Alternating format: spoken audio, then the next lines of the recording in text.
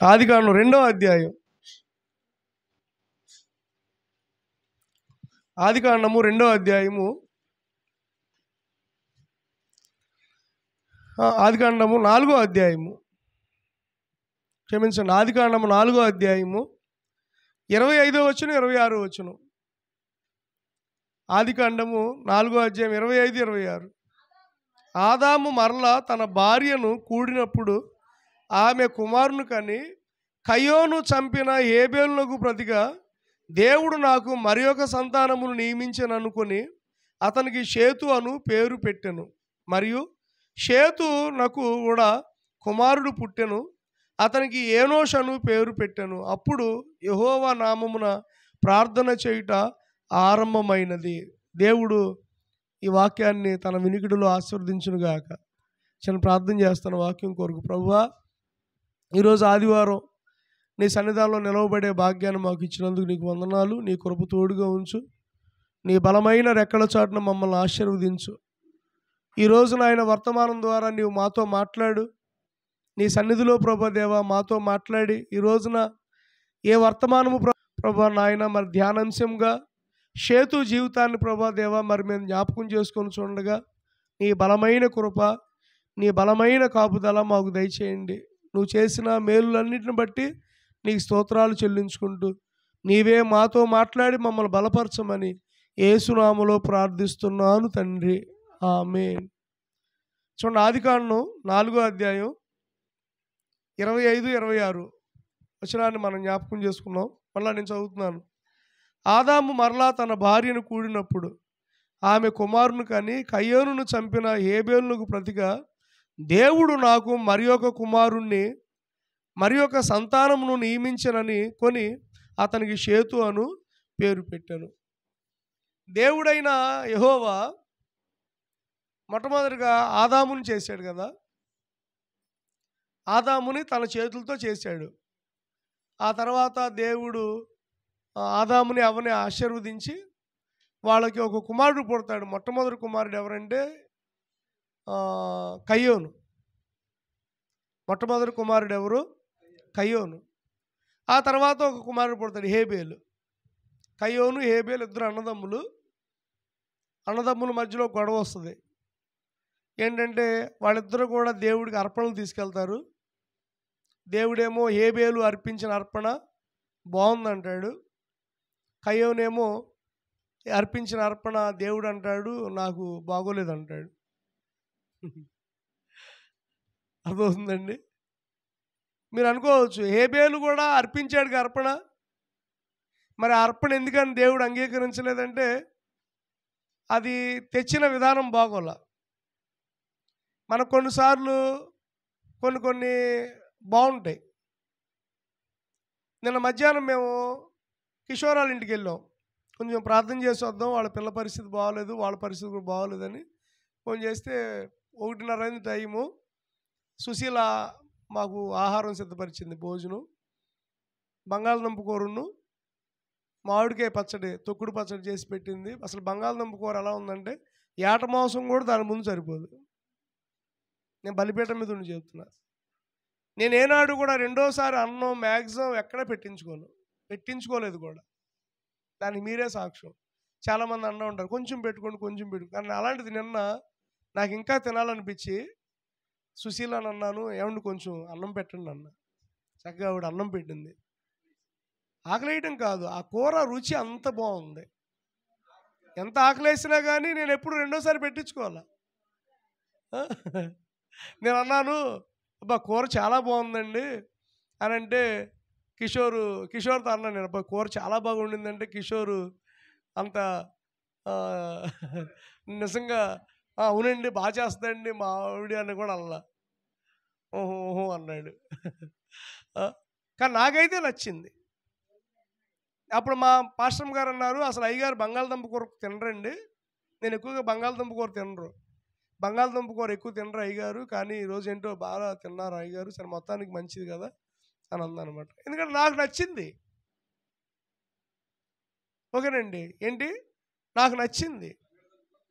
అది ఆకలేసి కావచ్చు, లేకపోతే ఏగిపోయి కావచ్చు, లేదా తొక్కుడు పచ్చడి ఉండి మామిడికాయ పచ్చడి ఏదన్నా కదా నాకు నచ్చింది, నేను తిన్నా, ఐ లైక్ ఇట్.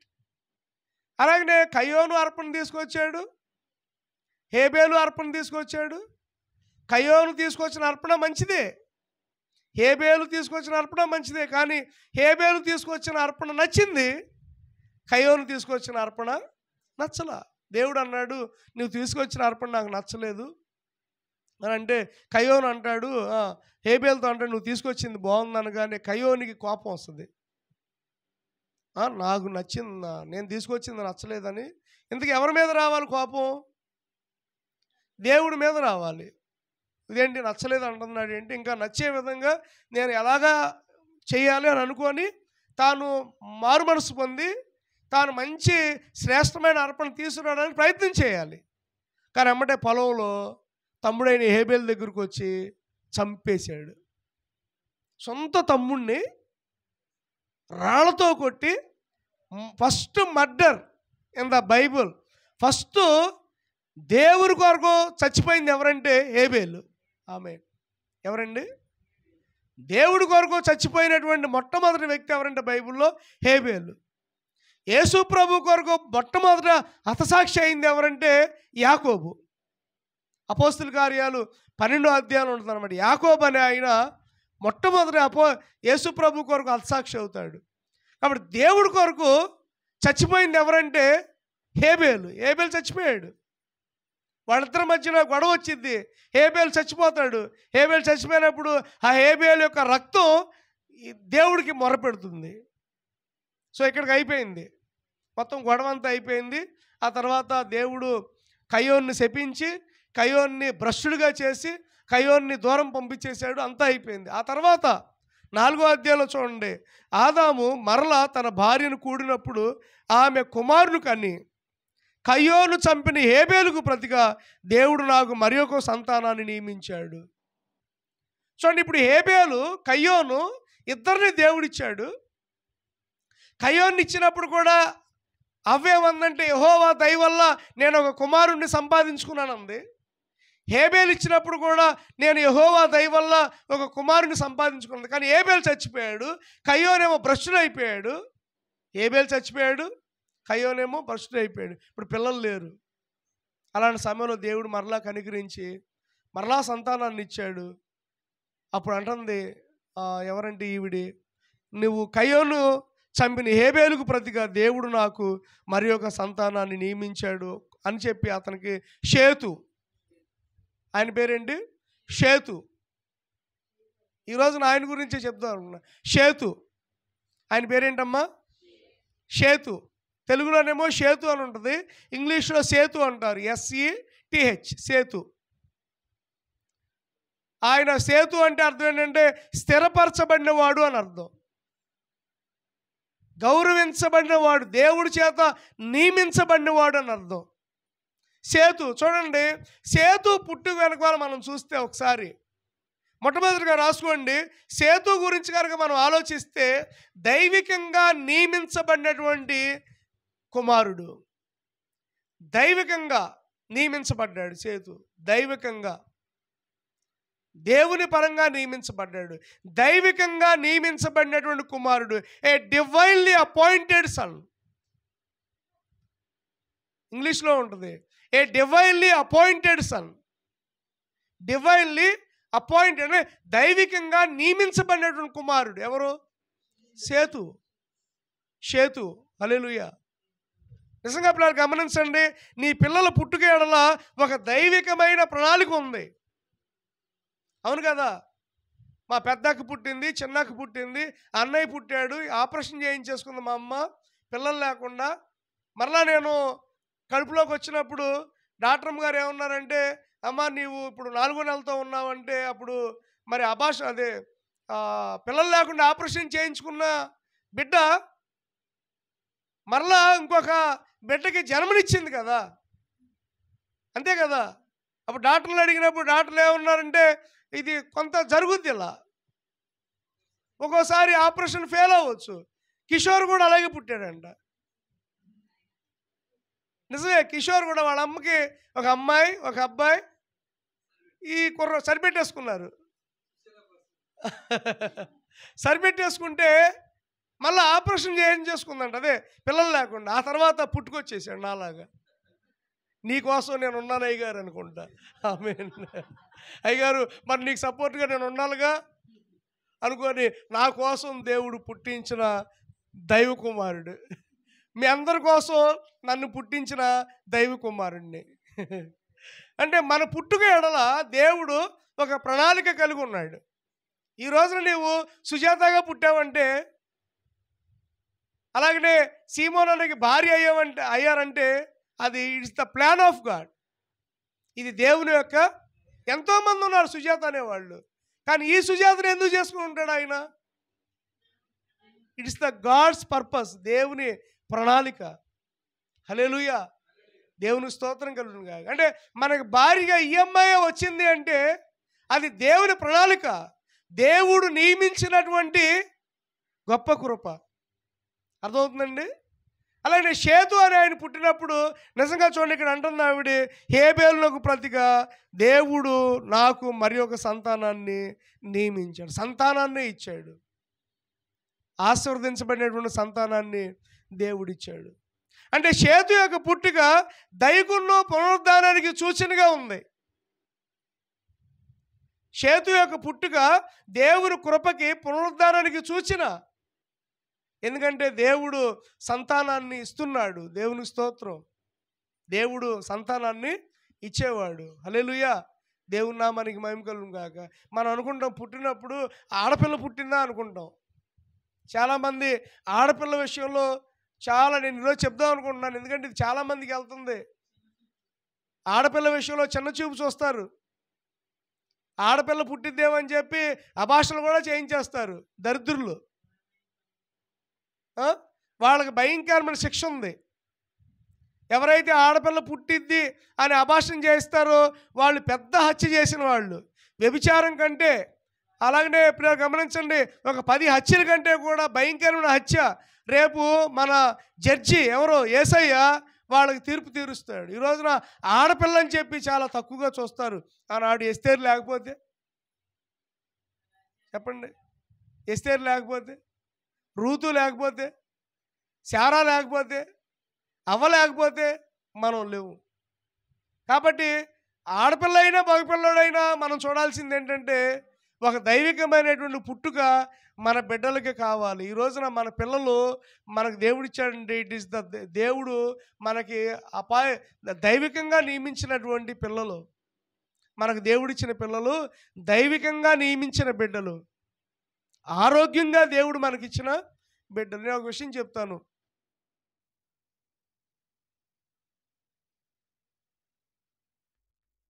ఏమన్నా ఇక్కడ రావచ్చు కదా, మేము మీటింగ్లు పెడుతున్నామని అంటే, మే నెలలో నేను హాస్పిటల్లో ఉండాలి, ఇట్లా మా అమ్మాయికి ప్రాబ్లము, కాబట్టి మేము 20 రోజుల వరకు ఉంటాం, 50,000 రూపాయలు అవుతున్నాయి శంకర్, ప్రార్థన చేయండి అమ్మాయి కోసం అన్నప్పుడు పాపం తను ఒక మాట, మంచి మాట అన్నాడు. అయ్యో ఏంటి ఇలాంటి పరిస్థితి వచ్చింది నీకంటే అన్నాడు అది దేవుడు నాకు ఇచ్చినటువంటి భాగ్యం, అది దేవుడు నాకు ఇచ్చినటువంటి భాగ్యం. అది నేను గొప్పగానే అనుకుంటున్నాను, కానీ నా మనసులో ఎప్పుడు కూడా నెగిటివ్ ఆలోచన రాలేదు. శంకర్ ఇట్లాగంటాడు, శంకర్ నా మనసులో ఎటువంటి నెగిటివ్ ఆలోచన ఎప్పుడు రాలేదు, అది నేను భాగ్యంగా ఎంచుతున్నాను కానీ ప్రాబ్లంగా అయితే ఎంచట్లేదు, కాబట్టి మా కోసం ప్రార్థన చేయించు అని చెప్పాడు. ఆ అమ్మాయి కోసం ప్రార్థన చేద్దాం. మన అనుదిన ప్రార్థనలో జ్ఞాపకం చేసుకోండి. నాతో పాటు కష్టపడి చదివాడు, ఈ రోజున మంచి సేవ చేస్తున్నాడు. చూడండి, ప్రతి సంవత్సరం వెళ్తారంట. ఎక్కడికి? అక్కడికి వెళ్ళి 50,000 రూపాయలు ఖర్చు పెట్టి కాలు మార్చుకుని వస్తారు. మరలా ఈ సంవత్సరం అయిపోయి ఇంకో సంవత్సరం. ఎంత ఎత్తుగా అయితే ఎదుగుద్దో అప్పటి వరకు అలా చేయాలి. అది 20 సంవత్సరాలు పట్టవచ్చు, 25 ఏళ్ళు పట్టవచ్చు, కొంతమంది 18 ఏళ్ళ వరకు ఎదుగుతారు కదా. అప్పటి వరకు కూడా ప్రతి నెల ప్రతి సంవత్సరం వెళ్ళి కాలు మార్చుకొని రావాలి. నిజంగా నాకు అప్పుడు అనిపించింది, మన పిల్లల విషయంలో దేవుడు ఎంత కనికరం చూపాడు. నిజమే కదా, మన పిల్లలకి 2 కాళ్ళు ఇచ్చి, 2 చేతులు ఇచ్చి, 2 కళ్ళు ఇచ్చి ఎంత గొప్ప కృప చూపాడు. కాబట్టి దైవికంగా దేవుడు ఈ రోజున మనకి పిల్లల్ని ఇచ్చాడు. ఆమేన్, హల్లెలూయా. తర్వాత ఇంకో గొప్ప కృప ఏంటంటే, మనం ఈ రీతిగా చిన్నప్పుడు దేవుని మందిరంలో లేవు. కానీ ఈ రోజున మన పిల్లలు మనతో పాటు దేవుని సన్నిధానంలో కూర్చుంటున్నారు. నిజమే కదా. మా అబ్బాయి మొన్న విశ్వాసు 14వ సంవత్సరం పుట్టినరోజు దేవుడి మందిరంలో చేసుకున్నాడు. నేనైతే 14వ సంవత్సరంలో లోకంలో ఉన్నా, అన్యుడిగా ఉన్నా. కానీ ఈ రోజున మా అబ్బాయికి మా అమ్మాయికి ఇచ్చిన కృప ఏంటంటే, వాళ్ళు దేవుడి మందిరంలో ఉంటున్నారు. అలాగే మన పిల్లలు కూడా దేవుని మందిరంలో ఉందురుగాక.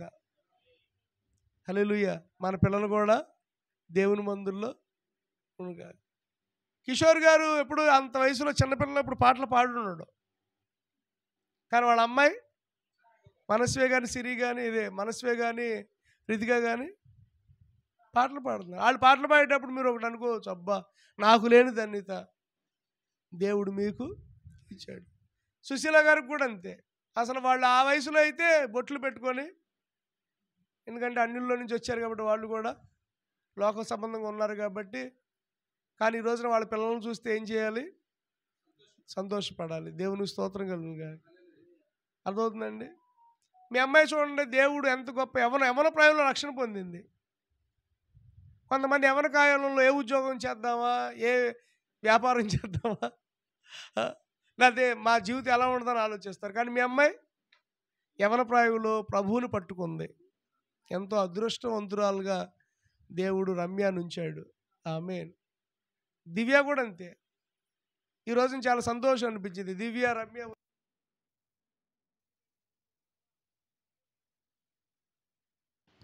అర్థమైందండి. నిజంగా మన పిల్లల ఎడల దేవుడు ఒక దైవికమైన ఆలోచన కలిగి ఉన్నాడు. ఆమేన్. షేతును కూడా అలాగే ఇచ్చాడు దేవుడు. చదవండి ఆదికాండం 4వ అధ్యాయము. షేతును కూడా అలాగే ఇచ్చాడు. హేబేలును ప్రతిగా దేవుడు నాకు మరి ఒక సంతానాన్ని నియమించాడు కనుకొని అతనికి షేతు అను పేరు పెట్టాను. మరియు షేతునకు కుమారుడు పుట్టాడు, అతనికి ఏనోషు అను పేరు పెట్టాను. అప్పుడు యెహోవా నామమున ప్రార్థన చేయుట ఆరంభమైంది. చూడండి, రెండవదిగా రాసుకోండి. షేతు జీవితంలో జరిగిన కార్యం ఏంటంటే, షేతు దైవిక వంశాన్ని కొనసాగించాడు. షేతు దైవికమైన వంశాన్ని కొనసాగించాడు.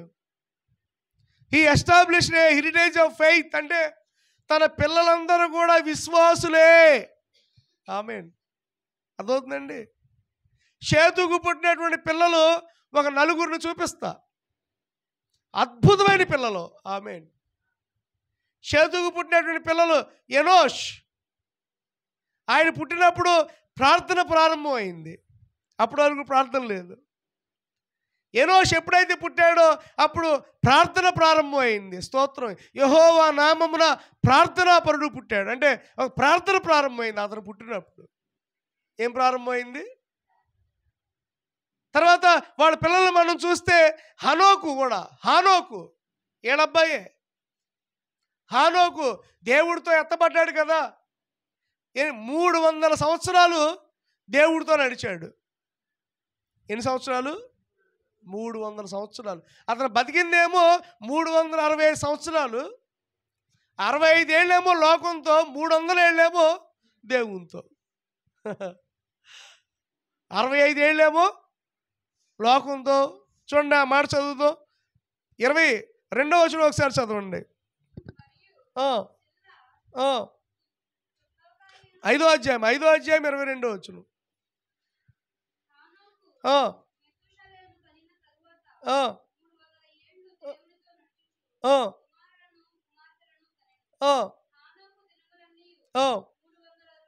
చూడండి 365 ఏండ్లు. ఆరోగ్య ఎన్ని సంవత్సరాలు బతికాడు? 365 ఏండ్లు బతికాడు. అంటే ఈ 5వ అధ్యాయంలో చూస్తే ఆదామేమో 930 సంవత్సరాలు బతికాడు. షేతునేమో 912 సంవత్సరాలు బతుకుతాడు. తర్వాత ఎనోష్ ఏమో 905 సంవత్సరాలు. అట్లా 900 పైనే. మనం 50 ఏళ్ళు బతకడానికే. అంటే ఆదికాండం 6వ అధ్యాయం లోపు దేవుడు ఏజ్ లిమిట్ అనేది పెట్టలా. 6వ అధ్యాయంలో మనుషులు చేసిన పాపాన్ని బట్టి ఏజ్ లిమిట్ ఏం చేశాడంటే తగ్గించాడు. 120కే చేశాడు. అర్థమవుతుందన్న? అప్పటి వరకు 800 ఏళ్ళు బతికిన వాళ్ళు ఉన్నారు. అందరికంటే హైయెస్ట్ ఎవరంటే మెతూషెల 969 ఏళ్ళు బతికాడు. ఎన్నేళ్ళు? మనం 69 ఏళ్ళు బతకడమే ప్రయాస, కష్టం, శ్రమ. కానీ మెతూషెల 969 ఏళ్ళు బతికాడండి. ఎన్నేళ్ళండి? 969 ఏళ్ళు బతికాడు. అమ్మో, అన్నాళ్ళు తన భార్యని భరించాడంటే ఎంత గొప్పోడు. అర్థమవుతుందండి? 969 సంవత్సరాలు తన భార్య యొక్క పోరుని భరించాడంటే మెతూషెల ఎంత గొప్పవాడు అనుకోవాలి. అర్థమవుతుందండి? హానోకు గురించి చూస్తే మనం 300 ఏళ్ళు దేవుడితో నడిచాడంట, 65 ఏళ్ళేమో లోకంతో నడిచాడు. మనం చెప్పండి, మనం సపోజ్ ఇప్పుడు నా వయసు 41 సంవత్సరాలు, 18 ఏళ్ళకి ప్రభువుని నమ్ముకున్నా. 18 తర్వాత ఇక అంతా దేవుళ్ళలోనే. ఇంకెన్నాళ్ళు బ్రతుకుతామో మనకు తెలియదు. అర్థమవుతుందండి? అంటే ఇప్పుడు ఎక్కువ సంవత్సరాలు మనం ఎవరితో గడపాలి? అది నేను చెప్పేది ఏంటంటే, ఎక్కువ సంవత్సరాలు హానోకు ఎక్కువ సంవత్సరాలు దేవుడితో గడిపాడు. హానోకు అలా అలా దేవుడితో నడుస్తూ నడుస్తూ నడుస్తూ పరలోకానికి తీసుకెళ్ళిపోయాడండి. అలాగా దేవుడి దగ్గరికి. కాబట్టి షేతు కుమారుడు ఎనోషేమో ప్రార్థన, హానోకేమో దేవుడితో నడిచినవాడు. తర్వాత మూడో కుమారుడు ఎవరంటే నోవాహు. నోవాహు కూడా షేతు కుమారుడే. ఎంత గొప్ప పిల్లలు పుట్టారండి షేతుకి. నోవాహు ఎవరో తెలుసుగా? నోవాహు ఎవరో? వాడకట్టిన ఆయన. వాడకట్టి తన భార్యని, పిల్లల్ని, తన కోడల్ని, 8 మందిని, అనేక మందిని రక్షించుకున్నటువంటి నోవాహు కూడా ఆయన పిల్లలే. ఎవరు? షేతు పిల్లలు. అలాగనే అన్నిటికంటే ముఖ్యంగా యేసుక్రీస్తు ప్రభు వారు కూడా షేతు సంతానంలో నుండి వచ్చాడు. ఆమేన్. లోకారాసిన సువార్త ఒకసారి చూడండి. లోకారాసిన సువార్త 3వ అధ్యాయం. లోకారాసిన సువార్త 3వ అధ్యాయం. లోకారాసిన సువార్త 3వ అధ్యాయంలో యేసు ప్రభు యొక్క వంశావళి గురించి ఉంటుంది. లోకారాసిన సువార్త 3వ అధ్యాయము 23వ వచనం నుండి 38వ వచనం వరకు చూస్తే యేసు ప్రభు గురించి యొక్క వంశావళి గురించి ఉంటుంది. ఈ చివరిగా చూద్దాం. చూడండి, ఇప్పుడు 38వ వచనాన్ని ఒకసారి చదువుదాం ఆఖరిగా.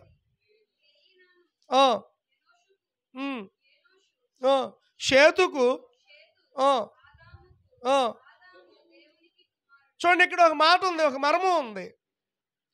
షేతుకు చూడండి, ఇక్కడ ఎనోషుకు షేతు ఎవరికి పుట్టాడు? ఏమండి? ఆదాము యొక్క కుమారుడు షేతు అని ఉంది ఇక్కడ. లోకారాసిన సువార్తలో ఆదాము యొక్క కుమారుడు షేతు నా ఇంకా లేరా? మిగిలిన వాళ్ళు ఎవరు ఉన్నారు? 2. ఆదాము యొక్క మొట్టమొదటి అబ్బాయి ఎవరు? కయోను. కానీ కయోను పేరు ఇక్కడ లేదు. కయోను పేరు ఇక్కడ లేదు. ఎందుకని లేదు? కయోను భ్రష్టుడైపోయాడు. యాక్చువల్గా దేవుని కృపను బట్టి యేసు ప్రభు వారు కయోను సంతానంలో నుంచి రావాలి. కానీ కయోను ఏమైపోయాడు? భ్రష్టుడైపోయాడు. అందుకని దేవుడు కయోనుని తీసిపడేశాడు. కయోనును చంపినటువంటి ఏబేలేమో కయోనుని చంపేశాడు. మరి ఇప్పుడు దేవుడు ఒక అద్భుతమైనటువంటి రీతిలో షేతుని ఏర్పాటు చేశాడు. ఇప్పుడు యేసు ప్రభు వారు ఎవరిలో నుండి వచ్చారు? షేతులో నుండి వచ్చాడు. షేతులో నుండి వచ్చాడు. అందుకని ఇప్పుడు యేసు ప్రభు వారు ఎవరి సంతానం అంటే షేతు సంతానం. హల్లెలూయా. దేవుని రక్షకుడు ఎవరి సంతానం అంటే షేతు సంతానం. అంటే షేతులో నుండి ఎవరు వచ్చారు? యేసయ్య వచ్చాడు. లోకరక్షకుడే పుట్టాడు. అందుకని విశ్వాసుల యొక్క సంతానాన్ని ఇతను పుట్టించాడు. ఇతనికి పుట్టినటువంటి పిల్లలు ఎవరు? ఏనోషు కావచ్చు, హానోకు కావచ్చు, నోవాహు కావచ్చు, తర్వాత అబ్రహాము కావచ్చు, యాకోబు కావచ్చు. వీళ్ళందరూ కూడా వీరి పిల్లలే. మనందరం కూడా పిల్లలు గమనించండి, షేతు సంతానం నుంచి వచ్చిన వారమే. కయోను సంతానం ఏమైపోయింది? మరి ఇప్పుడు భ్రష్టత్వం అయిపోయింది, పాపపు సంతానం అయిపోయింది.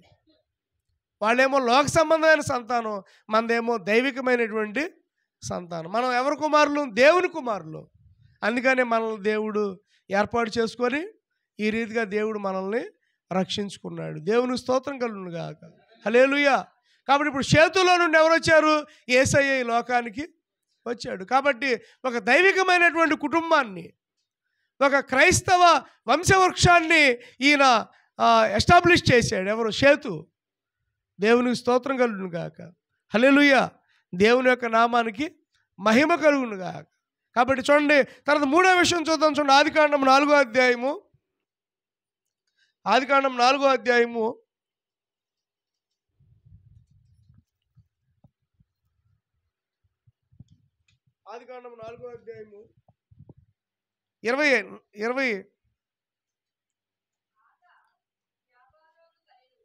4వ అధ్యాయము 25 చదువమ్మా.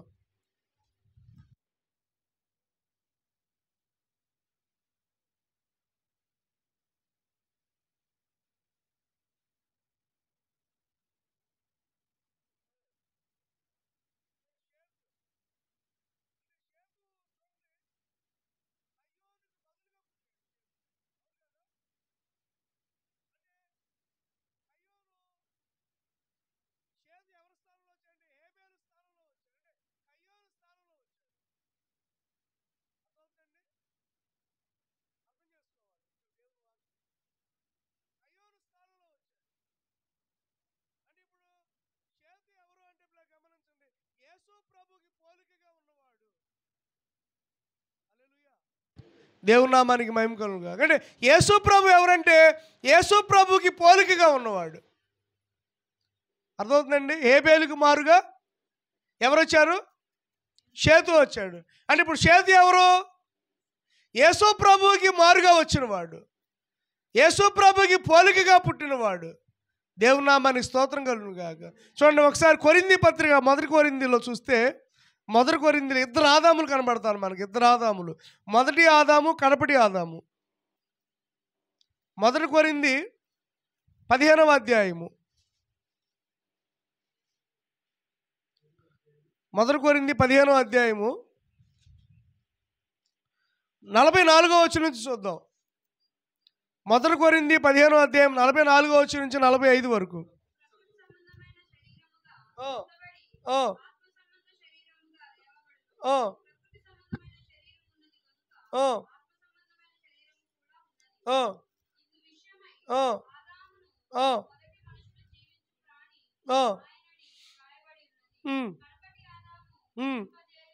చూడండి, ఆదాము మొదటి మనుష్యుడు, జీవించు ప్రాణి అని ఆయనని వ్రాయబడి ఉంది. కడపటి ఆదాము జీవింపు చేయు ఆత్మ. కడపటి ఆదాయం అంటే ఎవరు? ఆదాం అంటే యేసయ్య. కడపటి ఆదాం ఎవరు? యేసయ్య. హల్లెలూయా. కడపటి ఆదాం ఎవరు చెప్పండి? యేసయ్య. అందుకని ఇక్కడ అన్నాడు చూడండి, 45వ వచనం, ఆదాము మొదటి మనుష్యుడు, జీవింపు ప్రాణి ఆయనని వ్రాయబడి ఉంది. కడపటి ఆదాము జీవింపు చేయు ఆత్మ ఆయను.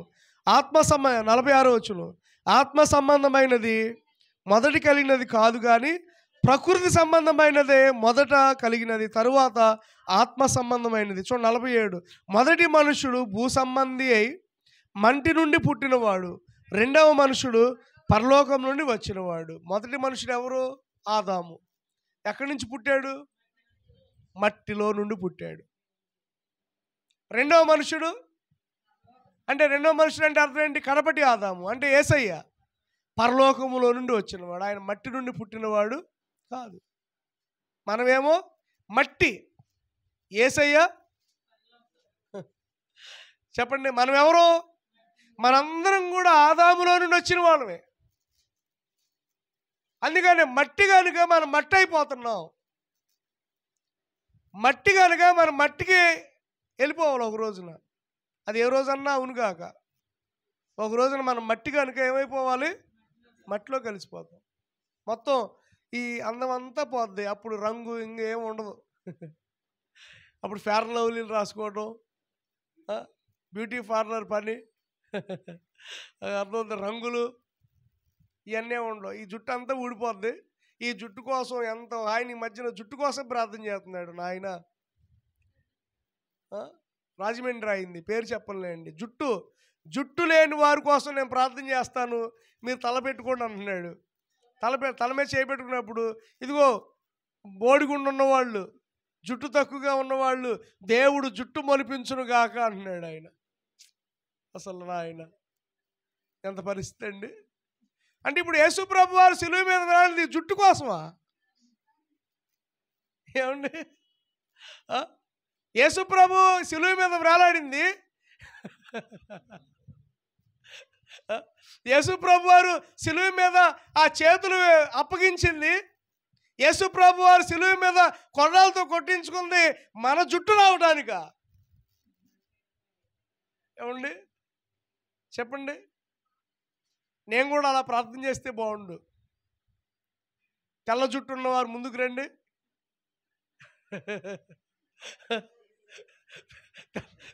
తెల్ల జుట్టు ఉన్నవారు అందరూ కూడా ముందుకు రండి. లేదా తెల్ల జుట్టు ఉన్నవారు నల్ల జుట్టు అవడం కోసం ఉపవాస ప్రార్థన పెడదాం. ఏమండి ఎలా ఉంటుందంటారు? జుట్టు కోసం వేసే చచ్చిపోయింది. ఈ జుట్టు ఒక రోజున ఊడిపోద్ది. ఓ ఈ జుట్టు కోసం అబ్బాయి ఎంత అసలు ఎన్ని వాడతారో. అసలు ₹1 షాంపూస్ పోసుకోవచ్చు. దీనికోసం మళ్ళీ ₹100 షాంపూలు, తర్వాత రకరకాల ఆయిల్స్, రకరకాల వాడతాం. ఎందుకంటే అంత ఎందుకు వాడతారు నాకు అర్థం కాదు. జుట్టు ఇచ్చింది దేవుడు కదా. ఈ జుట్టులో రోజు ఎన్ని ఎంటికలు పడుతున్నాయి అన్నీ ఆయనకు తెలుసు కదా. కాబట్టి ఇది నలుపైనా పర్వాలా, తెలుపైనా పర్వాలా, ఎరుపైనా పర్వాలా, మనం చూడాల్సింది దీని గురించి, దీన్ని కాదు. మనం చూడాల్సింది ఇది ఒకరోజు ఊడిపోద్ది అని దేవుడు వాక్యం చెప్తుంది. అర్థమవుతుందండి?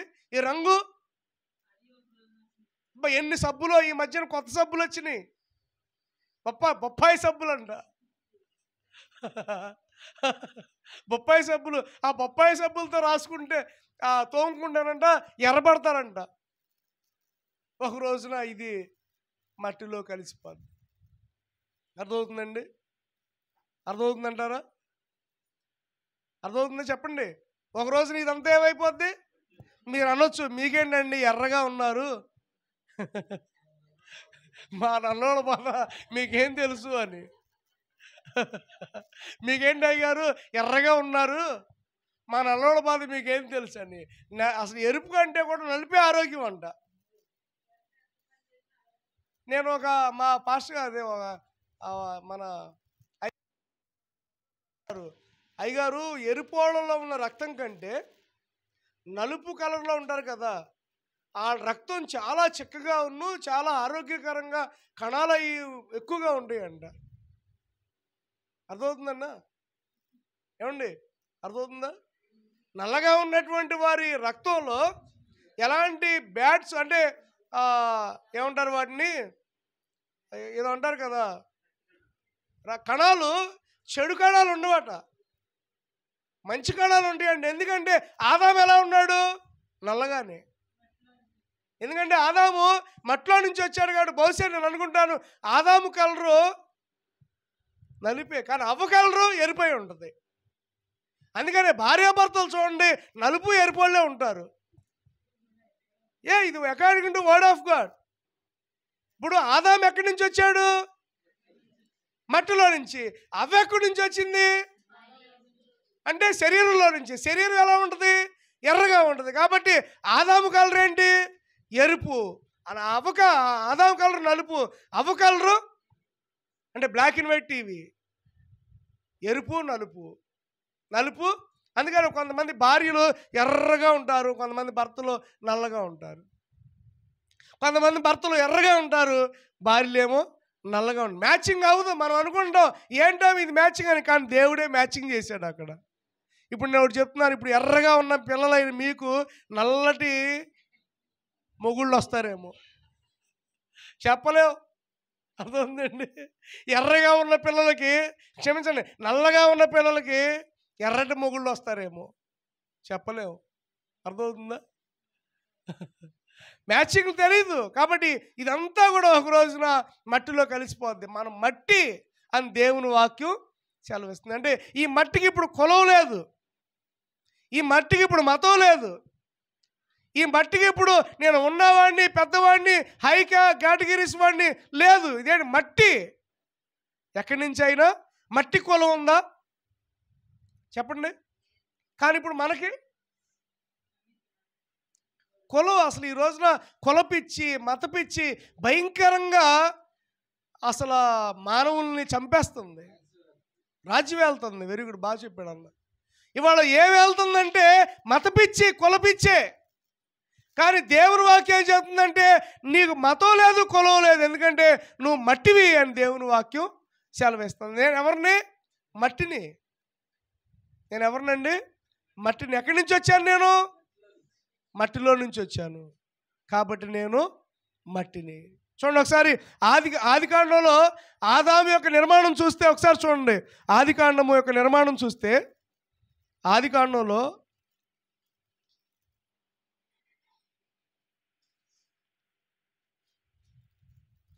2వ అధ్యాయం అనుకుంటా,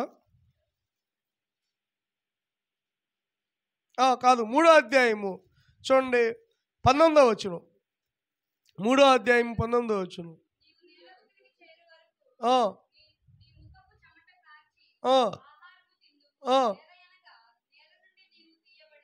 చూడండి, నేల నుండి నువ్వు తీయబడితివి అంటే ఇప్పుడు నువ్వు ఎక్కడి నుంచి వచ్చావు? నీ బ్యాక్గ్రౌండ్ ఏంటి? ఒక్కొక్కసారి ఏదైనా వచ్చా నా బ్యాక్గ్రౌండ్ ఏంటో తెలుసా? నాది ఏ కులమో తెలుసా?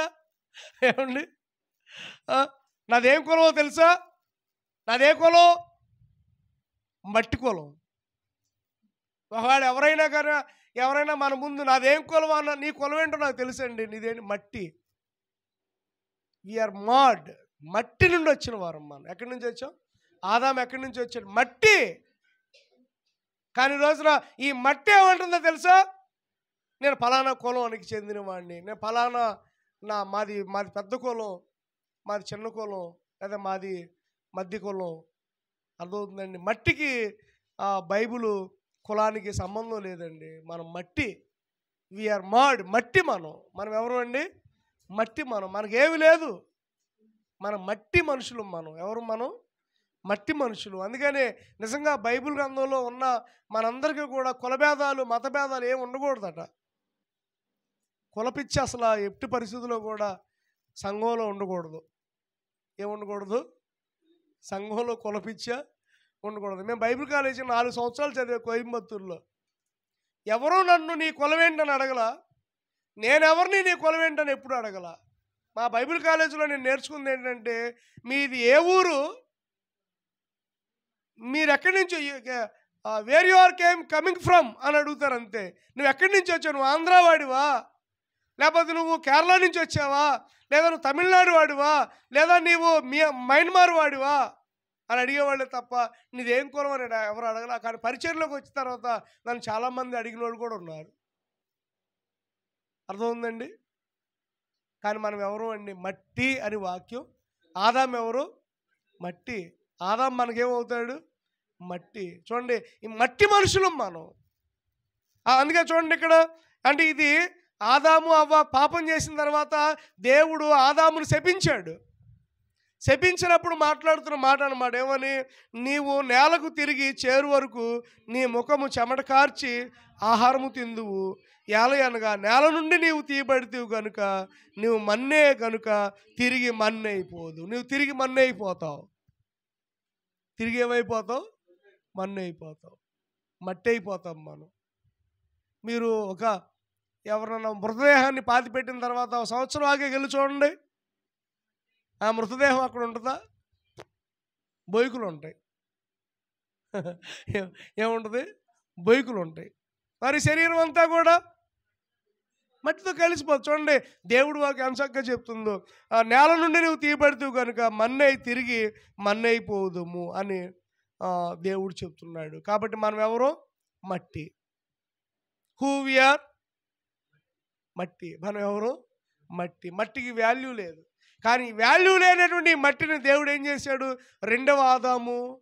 అందుకనే మొదటి ఆదాము మట్టి నుండి వచ్చినవాడు. 2వ ఆదాము అంటే ఎవరు? యేసయ్య. ఎక్కడి నుంచి వచ్చాడు? మట్టిలో నుంచి రాలా. ఎక్కడి నుంచి వచ్చాడు ఆయన?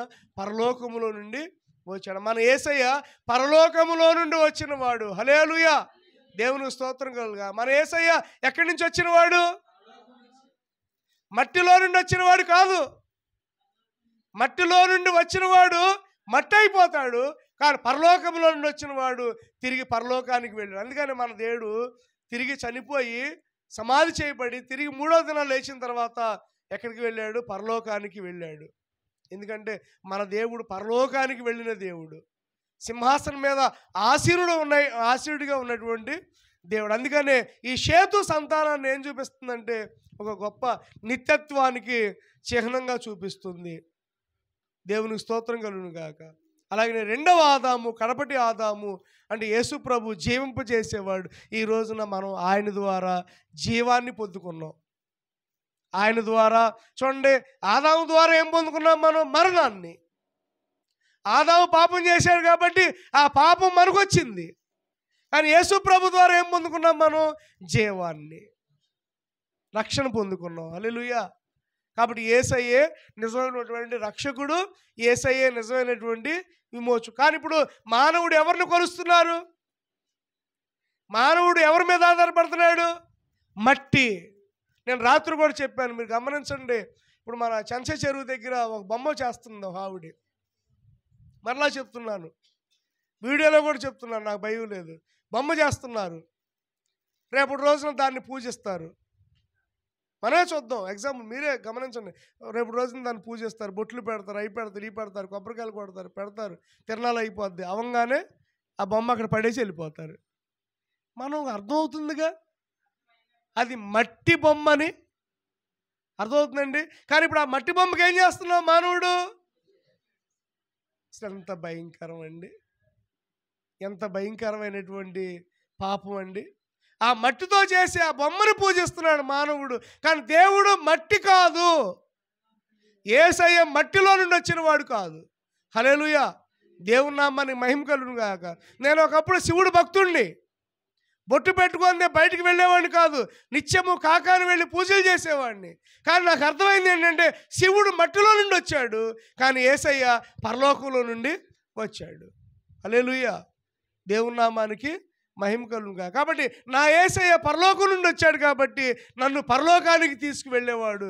అందుకని నేను మట్టిలో నుంచి వచ్చేవాడిని పూజించదలుచుకోవాలా, మట్టిలో నుంచి వచ్చేవాళ్ళని నేను ఆరాధించాలనుకోవాలి. ఎందుకంటే నా యేసయ్య మట్టిలో నుండి వచ్చిన వాడు కాదు.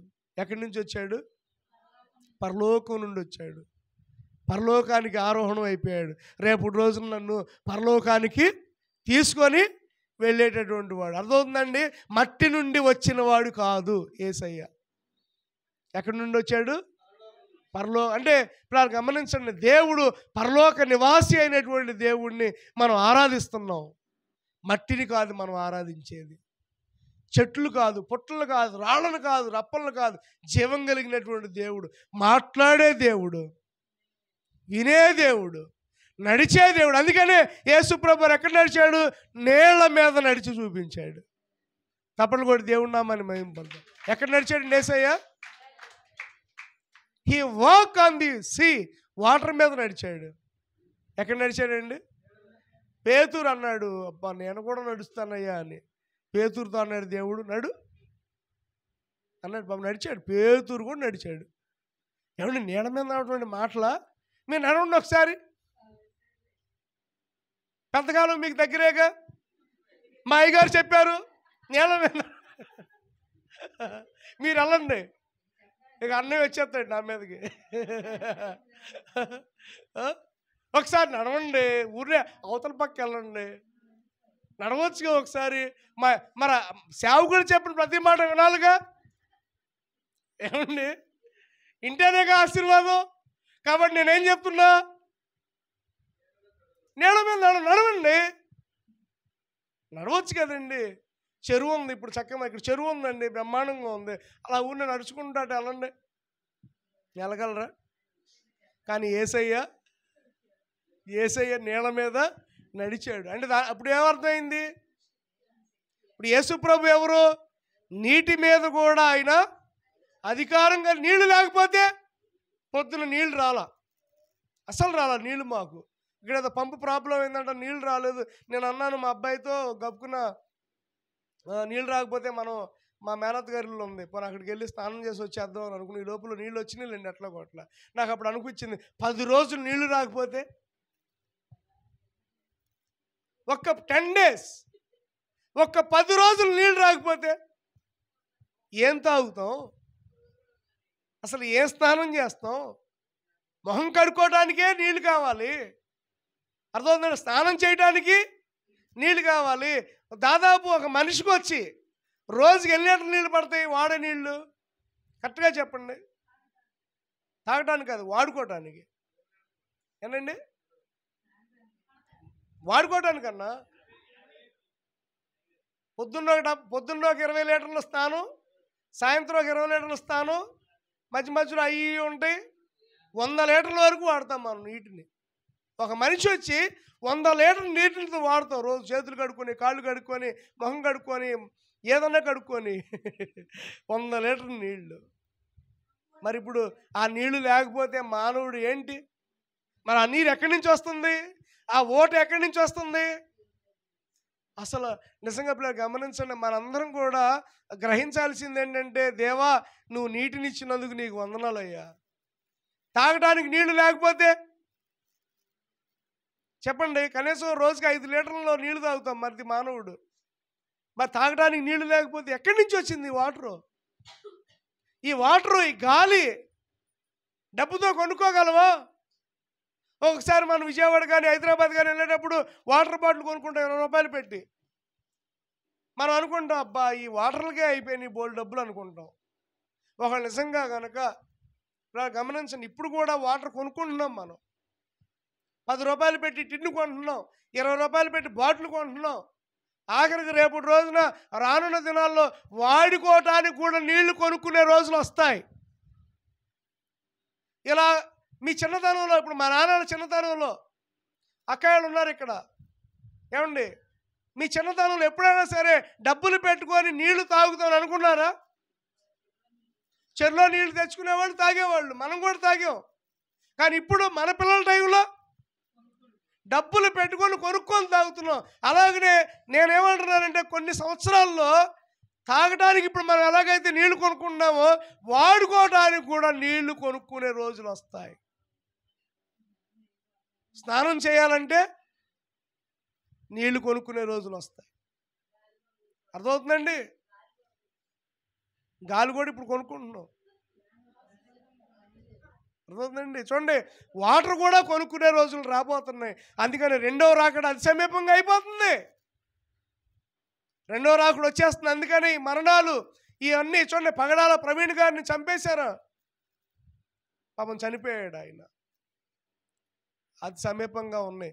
రెండవ రాకడికి అతి సమీపంగా అన్ని భూకంపాలు వస్తున్నాయి, వ్యాధుల్లో మరణాలు ఇవన్నీ కూడా కలుగుతున్నాయి. కారణం ఏంటంటే రెండవ రాకడ అతి సమీపంగా ఉంది అని సూచిస్తుంది. ఇవన్నీ కూడా నాకు అదే అనిపించింది, నీళ్ళు రాకపోయేపాటికి రెండో రాకడ వచ్చేస్తుందేమో అని. వాడు 10 రోజులు కనుక నీళ్ళు రాకపోతే రెండో రాకడ వచ్చేస్తుంది. అంటే నీళ్ళకే మనం ఎంత బాధపడుతుంటే అర్థమవుతుందండి. గాలి లేకపోతే ఎంతగా ఇంతవరకు చూడండి, గాలి ఉండేదా? చక్కగా ఉండేది గాలి.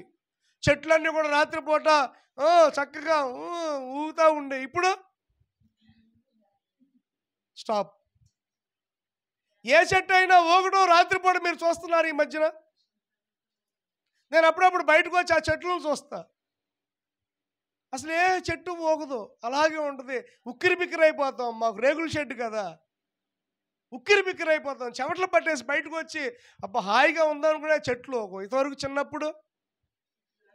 చిన్నప్పుడు అంటే చెట్లు ఊగుతున్నాయంటే అది దేవుని కృపే. హల్లెలూయా. ఎందుకంటే గాలి వేస్తుంది కాబట్టి చెట్లు ఊగుతున్నాయి. కానీ ఇప్పుడు చెట్లు ఊగట్లేదు, ఎందుకంటే గాలి లేదు. మరి గాలి అంతా ఎటు వెళ్ళిపోయింది? అర్థమవుతుందండి? ఈ గాలి అంతా ఎటు వెళ్ళిపోయిందంటే చెట్లను నరికేస్తున్నాం కాబట్టి గాలంతా కూడా పోయింది. ఇంతవరకు చెట్లు ఉండేవి కాబట్టి చెట్లు వల్ల గాలి వచ్చేది, చక్కగా బాగుండేది అనమాట. అందుకని ఇప్పుడు ఫ్యాన్లు, ఏసీలు, కూలర్లు, ఇంకో ఉంది, ముందుంది ముసళ్ళ పండుగ అంటారు కదా, రేపు మే నెలలో ఉంది. ఇంకొక నెల జాగ్రత్తగా ఉండాలి మనం.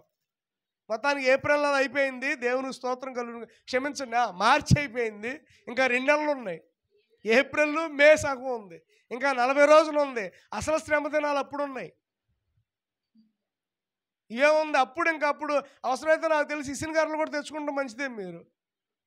ఎందుకంటే ఇప్పటికే మనకు ఉక్కపోసేస్తుంది, అప్పుడైతే ఇట్లా ఇసురుకోవచ్చు.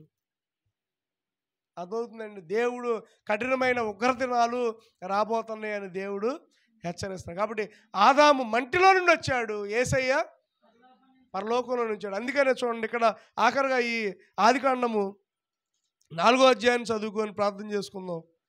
26వ వచనం. మరియు షేతునకు కూడా కుమారుడు పుట్టెను, అతనికి ఏనోషను పేరు పెట్టెను. అప్పుడు యెహోవా నామమున ప్రార్థన చేయుట ఆరంభమైంది. చూడండి, షేతు పుట్టాడు. ఎవరి కోసం పుట్టాడంటే మన కోసం పుట్టాడు. అంటే షేతు సంతానం దైవికమైన సంతానం, కయోను సంతానమేమో భ్రష్ట సంతానం. 2 సంతానాలు, షేతు కయోను, షేతు కయోను. ఇప్పుడు మనదే సంతానం, షేతు నుండి వచ్చినటువంటి సంతానం. అంటే దైవికమైన పిల్లలు పుట్టినటువంటి సంతానం. ఆ పిల్లలుగా మనము ఉందుంగాక. అట్టి కృప దేవుడు మనకి సదాకాలము దయచేయునుగాక. కాబట్టి దైవికంగా నియమించబడ్డాడు ఎవరు? షేతు. అలాగే ఈరోజు నువ్వు నేను కూడా దైవికంగానే నిర్మించబడ్డాం, దైవికంగానే నియమించబడ్డాం. అట్టి కృప దేవుడు మనకు తోడై ఉండి కాచి కాపాడి నడిపించునుగాక. చిన్న ప్రార్థన చేస్తాను, ఆ తర్వాత సాక్ష్యాలు పంచుకునేవారు పంచుకుందరు. కానీ చిన్న సాక్ష్యం చెప్పిన తర్వాత నేను ఒక మాట చెప్తాను. ప్రార్థన చేసుకుందాం. మహాపరిశుద్ధుడా, విత్తబడినటువంటి వాక్యం మీరు ఆశీర్వదించండి. షేతు సంతానాన్ని ప్రభువా దైవికంగా మీరు నియమించినట్లుగా అయ్యా మా బిడ్డలను, మా సంతానాన్ని దైవికంగా నువ్వు ఏర్పాటు చేసినటువంటి దేవుడు అయ్యా, నీకు వందనాలు. జీవం కలిగినటువంటి మా దేవా, కరుణామయుడైన మా తండ్రి, మేమైతే మంటివారం ప్రభువా, నీవైతే పరలోకంలో నుంచి వచ్చిన దేవుడు అయ్యా. దేవా, నీ కృప మాకు దయచేయండి. ఈ మట్టి లాంటి మా జీవితాలు దీవెనకరంగా, ఆశీర్వాదకరంగా మార్చి దేవా నీలోనికి మలుచుకుంటున్నందుకు దేవాది దేవా నీకు స్తోత్రాలు చెల్లించుకుంటూ యేసు నామములో ప్రార్థించి అడిగి వేడుకొంచున్నాము మా పరలోకమందున్న తండ్రి.